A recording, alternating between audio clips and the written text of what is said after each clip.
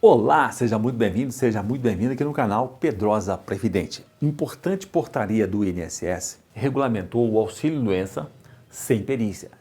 O nosso tema de hoje é auxílio-doença, como encaminhar o auxílio-doença sem necessidade da perícia. Antes de nós irmos a esse assunto, eu vou pedir que você que está chegando agora aqui, você não é inscrito ainda, vou pedir que você se inscreva e faça parte dessa comunidade de mais de 10 mil inscritos, mais de 10 mil profissionais que são diferenciados pelo conhecimento que recebem aqui todo santo dia. O auxílio-doença, ele foi regulamentado agora no dia 31 de março, isso aqui, saiu uma portaria do INSS, agora no dia 31 de março, que regulamentou como é que você deve encaminhar o auxílio-doença sem perícia. Se essa questão, se esse assunto não diz respeito a você, você não está precisando encaminhar o auxílio-doença sem perícia, e acredito que você vai informar, acredito que você vai conseguir, com essa informação aqui, ajudar alguém. Que esse é o nosso propósito aqui, sempre pensando em passar uma informação que seja prática e que você consiga, se não servir para você, que você seja um ser da luz que ajuda as pessoas. Quanto mais você propaga o conhecimento, mais informação, mais pessoas serão beneficiadas. Legal? Muito bem. O que está dizendo essa portaria do INSS aqui? Muito bem, muito importante. Como é que você pode encaminhar o auxílio-doença sem passar pela perícia? O INSS está resgatando aquela disposição que ele fez lá no começo da pandemia, lá em março de 2020, lá em março, abril ali, que ele se enroscou, né? Então ele fez uma disposição semelhante. Agora ele voltou de novo e tem algumas alterações que eu vou colocar aqui para você. Então essa portaria está dizendo o seguinte, quem é que pode encaminhar? Em que situação que você pode encaminhar? Você pode encaminhar a auxílio-doença sem perícia no caso que a agência esteja fechada. A agência na qual você faz parte lá no seu domicílio, ela esteja fechada ou o agendamento ultrapasse, seja maior do que 60 dias. Então, se o agendamento for superior, você tem um agendamento do auxílio-doença, e ele ultrapassa 60 dias, né? O agendamento que eu digo da perícia, porque o auxílio-doença, ele precisa de perícia. Então, se o agendamento da perícia ultrapassar os 60 dias, você pode dar entrada no auxílio-doença sem perícia. Ou se tiver fechada a agência, porque como o fechamento é feito por cidade, né? E hoje o Brasil todo está com várias medidas dos prefeitos em várias cidades. Então, o que acontece? Você tem que observar, eu tenho uma perícia marcada, mas está fechada. Então, eu vou conseguir fazer esse auxílio-doença aqui. Outro detalhe é o seguinte, para você encaminhar o auxílio-doença sem perícia, o prazo de afastamento não pode ser superior a 90 dias. Então, eles só vão fazer esse encaminhamento do auxílio-doença sem perícia pelo prazo de 90 dias. Pedrosa, mas o meu afastamento é de 180 dias. Então, eu recomendo que você faça o seguinte, você pegue por 90 dias, que já é o prazo, e depois você vai lá e renova. Inclusive, é isso que está dizendo na portaria. Então, depois de 90 dias, você pode renovar o pedido sem problema nenhum. Pedrosa, por que eu já não posso pegar aqui de 180 dias se o médico está dizendo que é 180 dias, é de 120 dias? Por quê? Porque tem um perito que vai observar isso aqui, que vai analisar a documentação e tal, vai analisar o atestado. Então, sempre quando não se enquadra naquele dispositivo que está sendo regulamentado, o perito já cria uma objeção.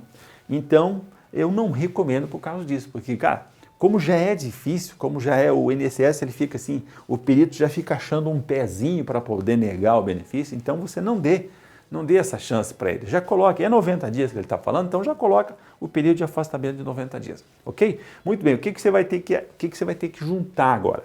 Presta atenção que isso aqui, se não tiver, é certo que ele vai negar, tá? Então, a primeira coisa que precisa, o que você tem que fazer? A primeira coisa, você precisa ter um atestado médico. Então, você vai ter que pegar um atestado médico, vai pedir um atestado médico.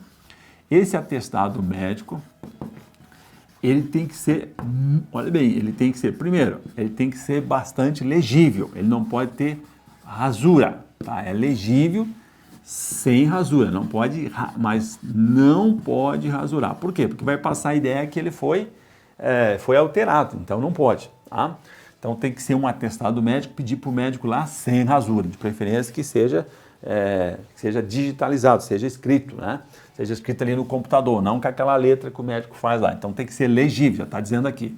Segundo, nesse atestado médico que deve ser legível sem rasura, deve fazer referência aqui ao início da doença, a data de início da incapacidade. Tá? Então, está incapaz, vai ter que fixar aqui a data de início da incapacidade. Terceiro, se tem o início da incapacidade, então tem que fazer uma projeção aqui, tem que estimar aqui o prazo de recuperação. Aqui que eu digo que se for de 180 dias, se for de 120, eu digo que coloque aqui de 90 dias, né? Coloque aqui de 90 dias porque é o prazo que o INSS está prevendo que ele vai pagar, vai fazer esse pagamento aqui. Então, estimar o prazo de tratamento, de afastamento. Então, o médico pode muito bem prever isso aqui. Aí, você tem o quê? Quando ele vai dizer o início da incapacidade, vai estimar o prazo, ele vai também colocar o CID da doença, né? O Código Internacional da Doença. Ele tem que fazer essa previsão, já é comum o médico fazer, mas sempre é bom alertar, né? Sempre é bom, doutor, colocou o CID da doença aí, por gentileza, né? E, por último aqui, ele tem que ter a CID e tem que ter lá o carimbo do médico, né? Tem que ter a identificação, né? Carimbo e identificação. Aí você vai fazer o quê? Né? Você já tem isso aqui. Você já tem um atestado médico, tá certo? Mas o que eu recomendo? Não basta só o atestado médico. Então vou colocar aqui até na outra cor aqui para chamar mais a atenção de você. Então aqui é importante. Como você vai fazer? Você vai encaminhar isso aqui lá no meu INSS, lá na plataforma do meu INSS, tá?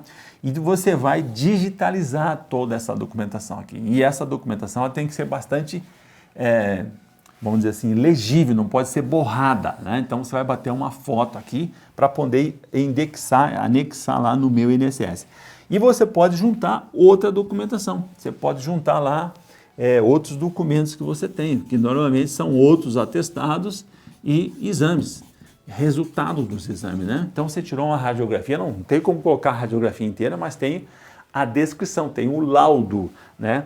Tem o laudo do exame, tem o laudo médico, atestado do médico aqui, mas tem o laudo aqui, vou colocar aqui, tem os laudos, muito importante os laudos aqui, porque é onde o INSS vai, onde o perito do INSS vai verificar aqui para poder despachar aqui o auxílio-doença sem a perícia. Ok?